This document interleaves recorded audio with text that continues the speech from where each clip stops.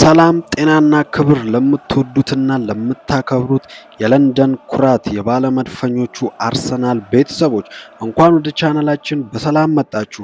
ዛሬ በአርሰናል ቤት እረፍት የሌለው እጅግ የሚያናውጥና የሁላችንም ደጋፊዎች ቀልብ የገዛ ትኩስ መረጃ ይዘንላችሁ ቀርበናል። እስከ ቪዲዮ መጨረሻ ድረስ ሳትነቃነቁ እንድትከታተሉን ከወዲሁ እጋብዛችኋለሁ። ምክንያቱም ዛሬ የምንነጋገርባቸው ጉዳዮች በቀጥታ የክለባችንን የወደፊት እጣ ፈንታና የወጣቶቻችንን ታማኝነት የሚወስኑ ናቸው። ለመሆኑ በለንደን ሰማይ ስር ምን እየተሰማ ነው? ክለባችን አርሰናል የወደፊት የቡድኑን የጀርባ አጥንት ይሆናል ብሎ ያመነበትን ድንቅ ወጣት ለማስፈረም ከሰሜን እንግሊዝ ከታሪካዊው ተቀናቃኛችን ማንቸስተር ዩናይትድ በኩል የተሰነዘረውን አስደናቂ ጥያቄ እንዴት አስተናገደው? የ19 ዓመቱ ድንቅ ኮከባችንስ ለቀረበለት ጥያቄ የሰጠው ስሜት ቀስቃሽ ምላሽስ ምንድን ነው? ይህ ብቻ አይደለም። በሌላ በኩል ደግሞ ከቱርኩ የመጣውና መላውን የአውሮፓ ሚዲያ ያነጋገረው መረጃ የጋብሪኤል ማርቲኔሊ ስም ይዞ ብቅ ብሏል። ጋላታሳራይ ለብራዚላዊው የክንፍ መስመር ተጫዋች ያቀረበው የ45 ሚሊዮን ዩሮ ሂሳብ በአርሰናል ደጋፊዎች ዘንድ ትልቅ መነጋገሪያም ሆኗል። ማርቲኔሊ ይሸጣል ወይስ ይቆያል? አንድሮ ቤርታና ሚካኤል አርቴታስ ምን እያሰቡ ነው? ወዳጆቼ ወደ እነዚህ ዝርዝር ጉዳዮች ከመግባታችን በፊት ለዚህ ቻናል አዲስ የሆናችሁ የመድፈኞቹ ቤተሰቦች ካላችሁ አሁኑኑ ሰብስክራይብ በማድረግ የአርሰናል ድምፅ የሆነውን ቤተሰቦቻችንን ተቀላቀሉ። ቪዲዮን ደግሞ ላይክ በማድረግ ለሌሎች ደጋፊዎች እንዲደርስ አግዙን። የዛሬው ውይይት ይሞቃል። ዝግጁ ከሆናችሁ በቀጥታ ወደ መጀመሪያው ታላቅ ዜና እናልፋለን። ታሪኩን የምንጀምረው ከለንደን ወደ ማንቸስተር በሚደረገው የዝውውር ሽሙጥ ነው።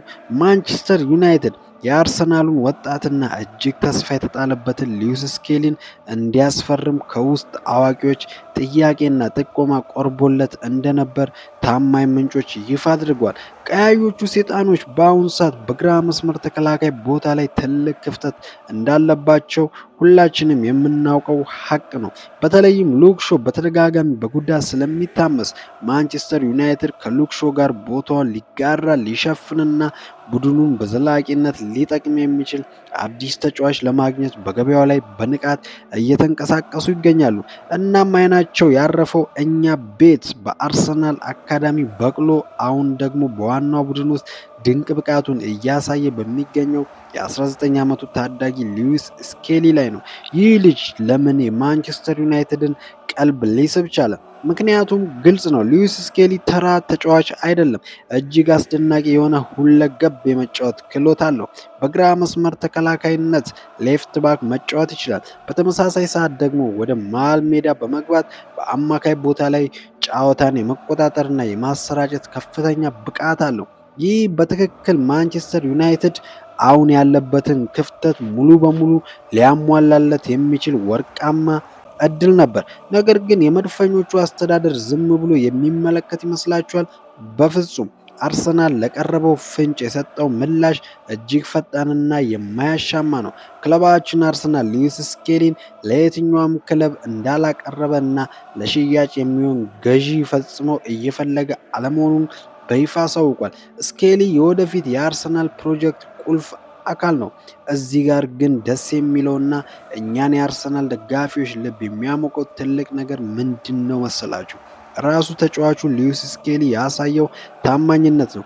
ይህ የ19 ዓመት ወጣት በማንቸስተር ዩናይትድ በኩል ፍላጎት እንዳለ ቢሰማም የእሱ ምርጫ ግን አንድና አንድ ብቻ እንደሆነ ተናግሯል። በአርሰናል ቤት የመቆየት እዚሁ የማደግና በኤሚሬትስ ስታዲየም ከደጋፊ ፊት ታሪክ የመስራት ጽኑ ፍላጎት እንዳለው በግልጽ አስተዋውቋል። ይህ እኮ ነው ደጋፊን የሚያኮራው፣ በገንዘብ የማይገዛ ታማኝነት። በሌላ በኩል ደግሞ በማንቸስተር በኩል ትልቅ የሀሳብ መከፋፈልና እርግጠኛ አለመሆን እንዳለም ታውቋል። ዩናይትዶች ይህንን ተጫዋች ከአርሰናል እጅ መንጠቅ እንደማይችል ውስጣቸው ያውቃል። ክለቡ አርሰናልን ለማሳመን 45 ሚሊዮን ፓውንድ እንኳን ቢያቀርብ ይህ ሂሳብ መድፈኞችን ለማሳመንና ተጫዋቹን ለማስለቀቅ ይበቃል የሚል እምነት የላቸውም። አርሰናል ለወጣቶቹ የሚሰጠው ዋጋ ከገንዘብ በላይ መሆኑን በሚገባ ተረድቷል። በዚህ ምክንያት ታዋቂው የሚዲያ ተቋም ዘ አትሌቲክስ እንደዘገበው ከሆነ ቀያዮቹ ሰይጣኖች ከስኬሊ ተስፋ እየቆረጡ ወደ ሌላ አማራጭ ፊታቸውን አዙሯል። አሁን ላይ የሉዊስ ሆልን እና የሪያል ማድሪዱን ኮከብ ካማቪንጋን ሁኔታዎች በዚሁ በግራ መስመርና በአማካይ ቦታ ክፍሎቻቸው ላይ ለመሙላት እያጤኑ እንደሚገኙ ዘ አትሌቲክስ በዝርዝር አስፍሯል። ይህ የሚያሳየው አርሰናል በወጣቶች ላይ የገነባው አጥር ምን ያህል ጠንካራ እንደሆነ ነው። ወደ ሁለተኛውና መላውን ስፖርታዊ ዓለም ወዳነጋገረው ሰበር መረጃ ስናልፍ ታዋቂውና ታማኙ ጋዜጠኛ ፍሎሪያን ይፋ እንዳደረገው ከሆነ የቱርኩ ግዙፍ ክለብ ጋላታሳራይ የእኛን የቅንጦት ኮከብ ጋብሪኤል ማርቲኔሊን ለማስፈረም ለአርሰናል ይፋዊ የ45 ሚሊዮን ዩሮ ጥያቄ አቅርቧል። አዎ በትክክል ነው የሰማችሁት፣ 45 ሚሊዮን ዩሮ። ጋላታሳራዮች በአውሮፓ መድረክ ትልቅ ስም ለመገንባትናም የፊት መስመራቸውን ይበልጥ ለማጠናከር ማርቲኔሊን እንደ ዋና ኢላማ አድርገው ተነስቷል። ይህ ዜና እንደወጣ በደጋፊዎቻችን ዘንድ የተለያየ ስሜት ተፈጥሯል። አንዳንድ ወገኖች የ45 ሚሊዮን ዩሮ ሂሳብ ለማርቲኔሊ ላለው ብቃት፣ ፍጥነትና በክንፍ መስመር ላይ ለሚያሳየው እሳት የተሞላበት ጨዋታ እጅግ በጣም ትንሽ ነው። አርሰናል ይህንን ጥያቄ ወደ ቆሻሻ መጣያ መጣል አለበት ይላሉ። ማርቲኔሊ ገና ወጣት ነው። በለንደን ሰማይ ስር ገና ብዙ የሚሰራው ስራ አለ። የእሱ ፍጥነት፣ ተከላካዮችን የማስጨነቅ ብቃቱና ለክለቡ ያለው ፍቅር በቀላሉ በ45 ሚሊዮን ዩሮ የሚተካ አይደለም። በሌላ በኩል ደግሞ አንዳንድ ተንታኞች አርሰናል በክንፍ መስመር ላይ አዳዲስ ተጫዋቾችን ለማስፈረምና የፋይናንስ አቅሙን ፒኤስአር ለማስተካከል ይህንን ሂሳብ ተደራድሮ ከፍ በማድረግ ሊጠቀምበት ይችላል የሚሉ ግምቶችም ይሰነዝራሉ።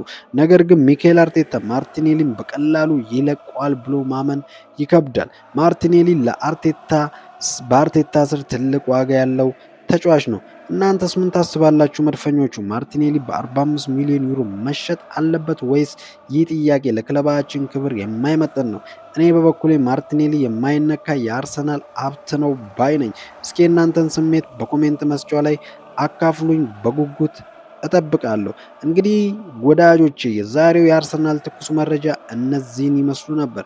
የሉዊስ ስኬሊ ለአርሰናል ያለው ታማኝነትና ማንቸስተር ዩናይትድ ያስለቀሰው ተስፋ መቁረጥ የክለባችንን የወደፊት ብሩህነት ያሳየበት ድንቅ ክስተት ነው። ማርቲኔሊ ላይ የቀረበው የጋላታሳራይ ጥያቄ ደግሞ አርሰናል በአሁኑ ሰዓት ምን ያህል የዓለም አቀፍ ክለቦችን ትኩረት የሳበ ኮከቦች ባለቤት መሆናችንን ማረጋገጫ ነው። እነዚህ ዝውውሮች ክለባችንን ወደ የትኛው አቅጣጫ ይወስዱታል?